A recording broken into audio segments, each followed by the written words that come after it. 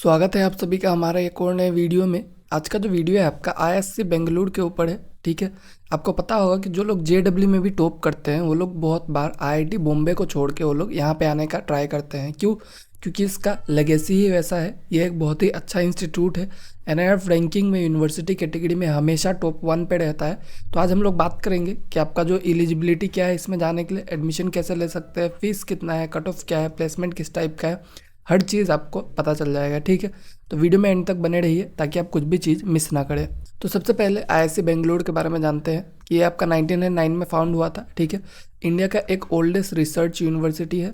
ये एक research university है जनरली। ठीक है, पूरा 100% गवर्नमेंट फंडेड है। बेंगलुरु कर्नाटका में लोकेटेड है। 450 एकर्स का कैंपस है और ग्लोबली इसको जाना जाता है इसका रिसर्च कैपेबिलिटीज़ के वजह से।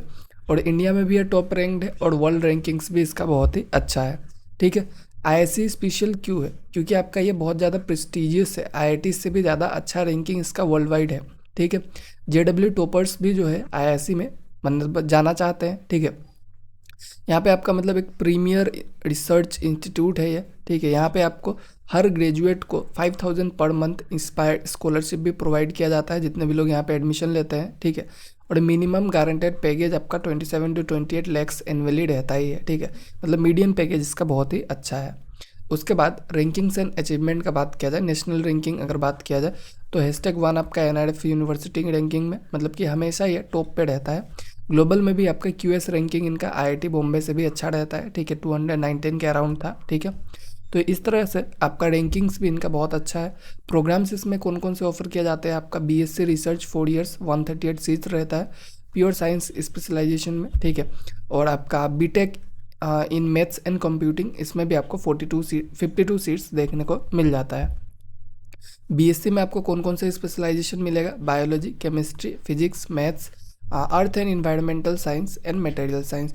ये स्पेशलाइजेशन में आप बीएससी का जो डिग्री है उसको कर सकते हैं। ठीक है, उसके बाद आपको एडमिशन किसे मिल सकता है? ठीक है, हाउ टू गेट एडमिशन, आप इसमें एडमिशन किस तरह से ले सकते हैं? तो आपका देखिए 2 एग्जामिनेशन पाथ है। ठीक है, सबसे पहला आपका अगर बीएससी में आपको एडमिशन लेना है, ठीक है, बीएससी के लिए आपको जेडब्ल्यू एडवांस या फिर आइजर एप्टीट्यूड टेस्ट 2 ऑप्शंस रहता है आपके पास। और वहीं पे अगर आपको बीटेक में एडमिशन लेना है तो आपके पास जेडब्ल्यू एडवांस ओनली 1 ऑप्शन बच जाता है। ठीक है, एप्लीकेशन मतलब आपको मतलब सपोज आप जो है आइजर एप्टीट्यूड आईआईटी से जाए। ठीक है, इसके ऊपर वीडियो है, आप जाके हमारे चैनल पे चेक कर सकते हैं। और या फिर आप जेडब्ल्यू एडवांस से जाए। ठीक है, बट आपको एक एडिशनल फॉर्म जो है वो फिल करना पड़ेगा। कहाँ पे? वो होगा इनके आईआईएससी के वेबसाइट पे। तो अगर आप जनरल से है तो 500 आपको फीस देना पड़ेगा और रिजर्व से 250। ठीक है, तो इस तरह से आप जो है एडिशनल फॉर्म भी आपको फिल करना पड़ेगा। फिर आपका बीएससी के लिए एलिजिबिलिटी क्या है? तो आपका जो डबल ड्रॉपर्स है वो अलाउड नहीं है। ठीक है, जो 24-25 बैचेस जो है वही बस यहाँ पे नहीं, डबल ड्रॉपर्स अलाउड है। सॉरी, बीएससी में डबल ड्रॉपर्स अलाउड है। आप 24-25 बैचेस के हैं तो भी आप जा सकते हैं। ठीक है, पीसीएम सब्जेक्ट जो है मैंडेटरी है क्लास 12 में। और उसके बाद मिनिमम 60% आपको चाहिए क्लास 12 में आइजर एग्ज़ाम रूट के लिए। ठीक है, मतलब अगर आइजर के एग्ज़ाम से जो आईआईटी एग्ज़ाम है, ठीक है, आईआईटी, इससे अगर आप जा रहे हैं तो आपको मिनिमम 60% चाहिए। और अगर आप जेडब्ल्यू एडवांस के थ्रू जाना चाहते हैं तो आपको मिनिमम 75% क्लास 12 में चाहिए होगा, क्योंकि इसमें जो जोसा काउंसलिंग होता है उसके बेस पे। ठीक है, बीटेक का एलिजिबिलिटी क्या है? ये थोड़ा स्ट्रिक्ट है। ठीक है, मतलब कि जो आपका जेडब्ल्यू एडवांस का रूट होता है, जिस तरह से वहाँ पे बाकी जगह एडमिशन मिलता है वैसा ही आपका।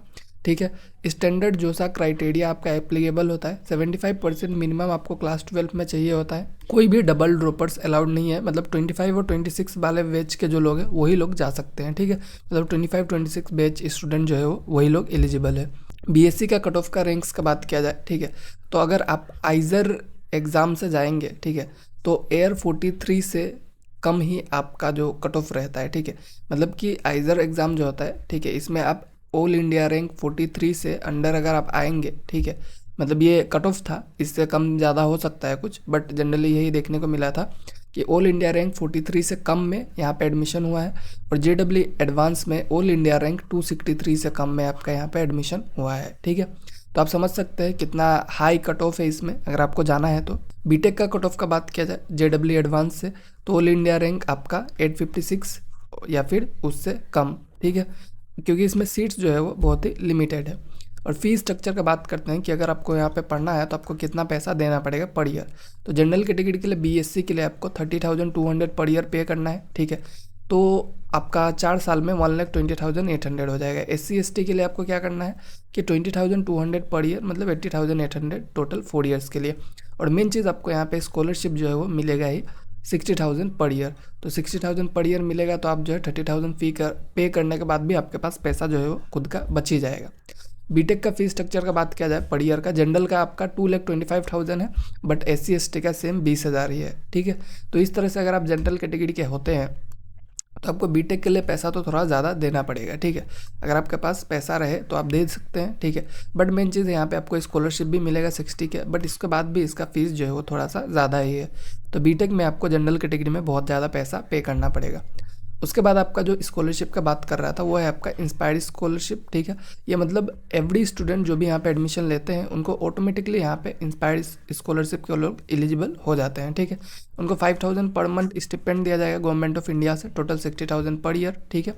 तो वो आपको दिया जाएगा और applicable to all programme research premium research institute, मतलब जो आपका ISC, आइजर, नाइजर, ISI, ये सब में आप जाएंगे, मतलब किसी भी इंस्टीट्यूट में, तो ये आपका ऑटोमेटिकली जो है वो अप्लाई हो जाता है ये वाला स्कॉलरशिप, ठीक है। उसके बाद प्लेसमेंट का बात किया जाए, प्लेसमेंट किस टाइप से है यहाँ पे, तो हाईएस्ट पैकेज आपका 86 लाख का था और 65 इस तरह का भी मतलब रहता है। तो जनरली देखेंगे तो बहुत सारे इंस्टीट्यूट से IIT वगैरह से तो इनका पैकेज जो है हाईएस्ट पैकेज इनका बहुत ही बड़ा नहीं है, ठीक है। मतलब ठीक है, बट मतलब दिखाने के लिए आपका 3 करोड़ 4 करोड़ इस तरह से नहीं रहेगा। बट मीडियन पैकेज जो है आपका जो बहुत ही अच्छा है। मीडियन पैकेज मतलब क्या होता है कि जो एवरेज पैकेज हर कोई को मिल रहा है, ठीक है, एवरीवन जो उसको ले रहा है, तो वो हो गया आपका मीडियन पैकेज, जो कि 27 to 28 लैक्स है। मतलब ऑन एन एवरेज हर बच्चा को इतना मिल रहा है, जो कि बहुत ही अच्छा है। बाकी अगर आपको इन्फॉर्मेटिव लगा हो तो आप हमें बता सकते हैं, सब्सक्राइब कर सकते हैं, ताकि और भी आपको अपडेट्स हम लोग टाइम टू टाइम देते रहेंगे, ठीक है। और कमेंट में बताइए कि कैसा लगा आपको। Thank you all.